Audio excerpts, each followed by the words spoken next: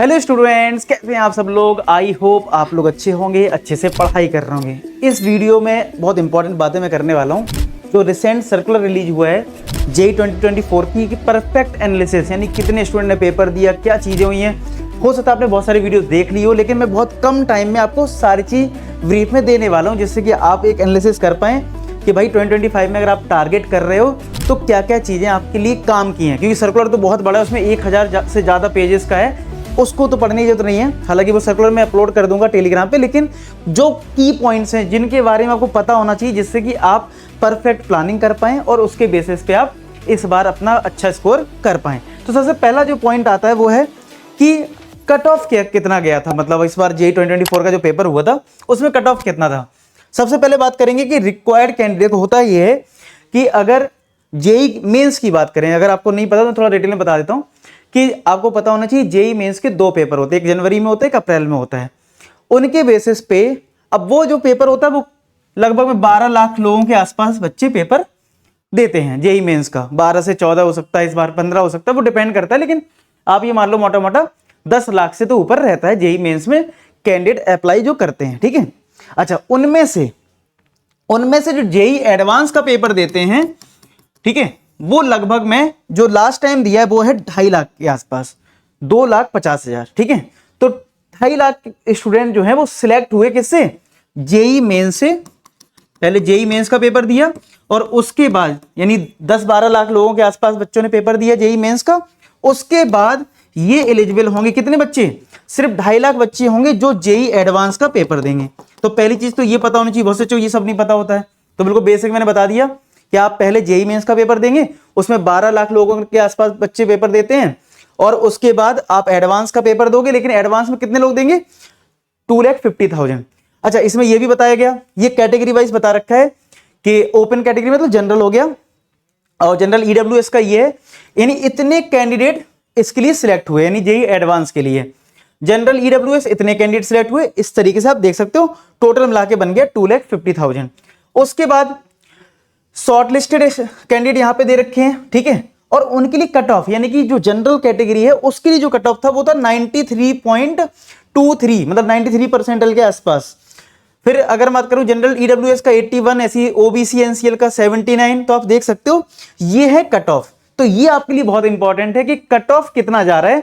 तो आप ये समझ सकते हो कि 94 परसेंटाइल के आसपास कट ऑफ जो गया है, तो आपको उस डेडलाइन तक फोकस करना है कि उसके लिए क्या है।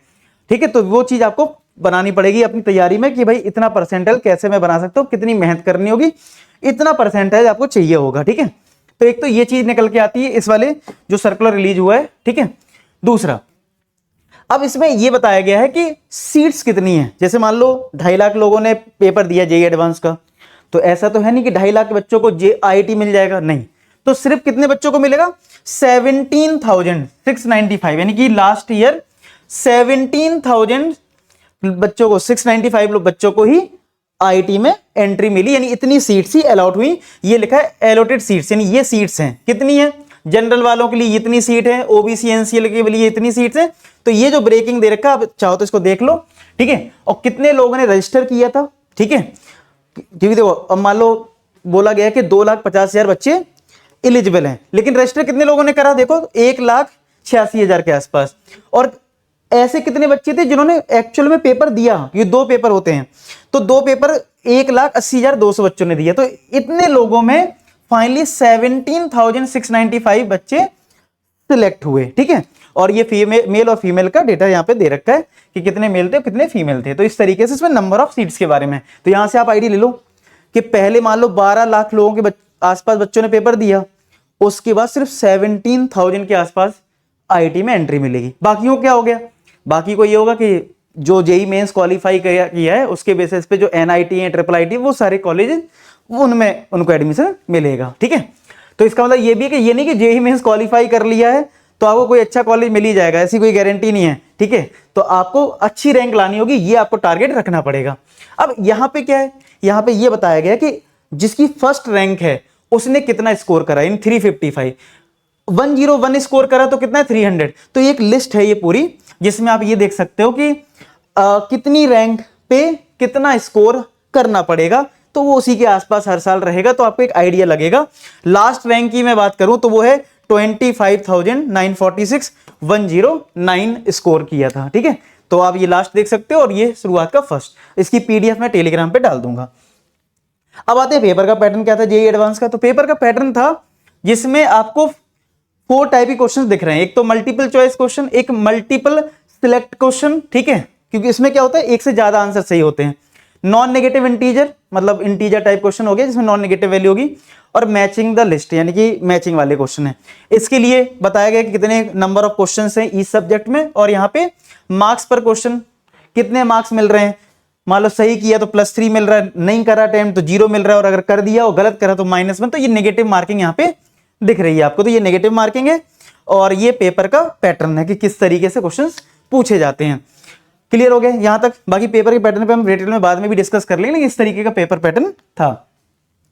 अब आते हैं यहां पे कि क्लोजिंग, मतलब ये फर्स्ट और लास्ट रैंक में क्या हुआ। जैसे फर्स्ट रैंक में अगर देखें तो टोटल 355 मार्क्स आए हैं, जिसमें मैथमेटिक्स में 117, फिजिक्स में 118, केमिस्ट्री में 120, 355 आया फर्स्ट रैंक पे।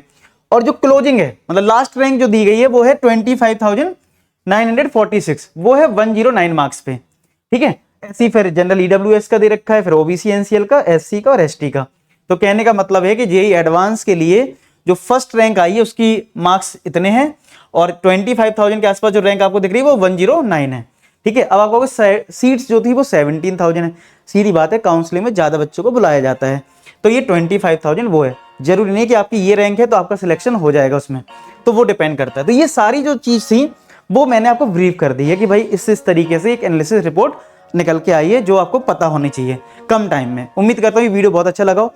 जहां कंफ्यूजन है कमेंट सेक्शन बताना, नेक्स्ट वीडियो में पूरी कोशिश करूंगा कि वो चीज आपको अपडेट कर दूं। ठीक है, इतनी सी बात है, आप अच्छे से पढ़ाई करें, ज्यादा किसी चीज की टेंशन लेनी नहीं है, पढ़ाई करते रहें। उम्मीद करता हूं कि आप अच्छे से पढ़ाई करोगे और अपने जेईई 2025 को क्वालिफाई करोगे। ठीक है, मिलते हैं नेक्स्ट वीडियो, तब तक अपना ख्याल रखें, पढ़ाई करते रहें। लास्ट में एक ही बात बोलूंगा कि आप सभी सफल हो।